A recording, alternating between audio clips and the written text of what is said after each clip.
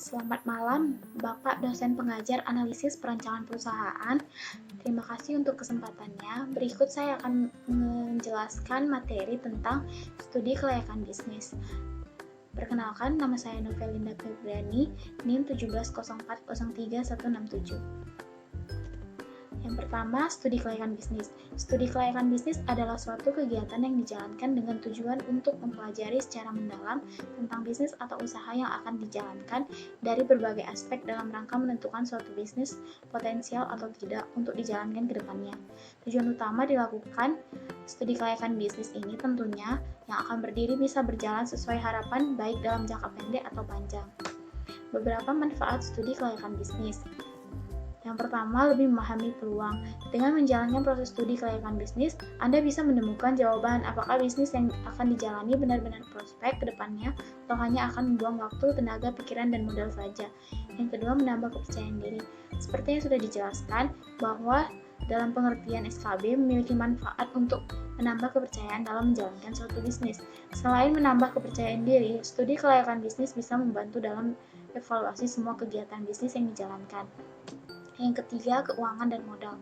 Melalui studi kelayakan bisnis bisa menentukan beberapa besar modal yang perlu Anda keluarkan saat menjalankan bisnis sehingga terhindar dari kekurangan modal di tengah jalan yang menjadi salah satu penyebab bisnis Anda gagal. Yang keempat, menguji konsep bisnis. Uji kelayakan bisnis yang dibuat sampai sejauh mana konsep bisnis yang Anda jalankan, terutama saat menghadapi permasalahan. Tentunya ini akan bermanfaat bagi Anda terutama saat menghadapi permasalahan yang besar. Perbedaan studi kelayakan bisnis dan studi kelayakan proyek. Perbedaan antara studi kelayakan bisnis dan proyek adalah terletak pada kegiatannya. Studi kelayakan bisnis lebih fokus pada bisnis dan kegiatan bisnis tersebut seperti pemasaran, teknis, keuangan, serta sosial ekonomi. Sedangkan studi kelayakan proyek lebih fokus pada proyek yang bersifat investasi. Lebih jelasnya, studi kelayakan bisnis merupakan suatu penelitian yang tentang berbagai aspek, meliputi aspek hukum, sosial ekonomi dan budaya, aspek pasar dan pemasaran, aspek teknis serta teknologi, hingga aspek manajemen dan keuangannya, yang semuanya digunakan sebagai penelitian. Studi kelayakan dan hasil penelitian tersebut digunakan untuk mengambil sebuah keputusan apakah bisnis ini dapat dikerjakan, ditunda, atau dihentikan. Sedangkan studi kelayakan proyek merupakan penelitian tentang bisa atau tidaknya suatu proyek dilaksanakan dengan berhasil. Kedua studi ini harus dilakukan sebelum memulai suatu bisnis atau proyek. Hal ini dikarenakan studi tersebut mampu memberikan gambaran kita terhadap apa yang akan terjadi di depan, sehingga kita akan mengetahui risiko apa yang akan kita terima, sehingga kita dapat memutuskan yang terbaik atas kelanjutan bisnis dan proyek tersebut. Studi kelayakan proyek bertujuan untuk mengetahui apakah proyek tersebut menguntungkan untuk para stakeholder.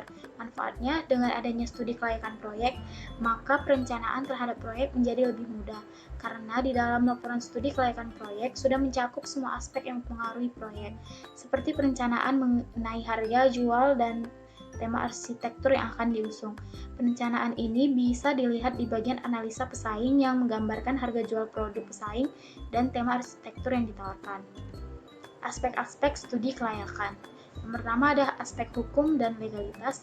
Hal ini menyangkut pada semua yang berhubungan dengan legalitas atau ketentuan hukum dalam mendirikan perusahaan. Dalam aspek hukum, poin-poin yang dianalisis yakni lokasi surat, tanda daftar perusahaan, NPWP, akta pendirian, perusahaan dari notaris, surat izin usaha perdagangan atau SIUP, dan lain-lain. Yang kedua, aspek pasar dan pemasaran. Pasar dan pemasaran merupakan aspek dasar yang diteliti dalam studi kelayakan. Analisis yang dilakukan pada aspek ini akan menjawab pertanyaan apakah produk yang dihasilkan oleh perusahaan memiliki peluang pasar. Untuk menjawab pertanyaan tersebut, ada beberapa hal yang harus diperhatikan, yakni potensi pasar, jumlah konsumen, daya beli masyarakat, segmentasi, situasi persaingan di industri tersebut, dan lain-lain. Yang ketiga, aspek ekonomi dan budaya.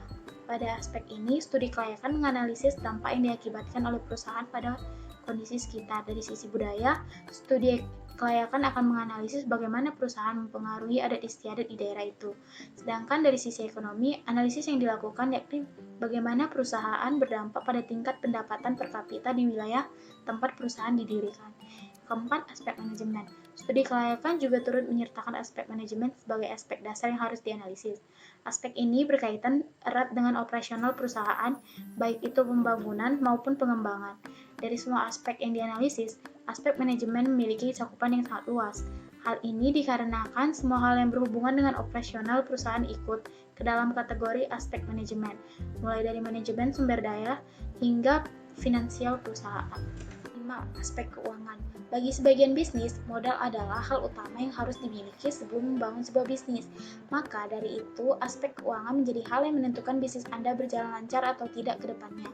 Proses penganggaran adalah hal yang harus dilakukan jika Anda ingin melakukan perencanaan bisnis yang matang. Untuk memudahkan proses penganggaran dan perencanaan keuangan usaha secara menyeluruh, Anda bisa mencoba menggunakan software akuntansi yang memiliki fitur yang sesuai dengan proses bisnis yang direncanakan. Salah satu software akuntansi yang bisa menjadi solusi kemudahan pengaturan anggaran dan perencanaan keuangan perusahaan adalah Accurate Online. Nah, selanjutnya mata kuliah teknik industri yang berhubungan dengan studi kelayakan. Yang pertama ada analisis perencanaan perusahaan, kedua ada rekayasa keselamatan kerja, yang ketiga menggambar teknik, keempat tata letak fasilitas, kelima ergonomi, keenam perencanaan sistem kerja, yang ketujuh ekonomi teknik, yang kedelapan ada manajemen rantai pasok. Terima kasih, selamat malam.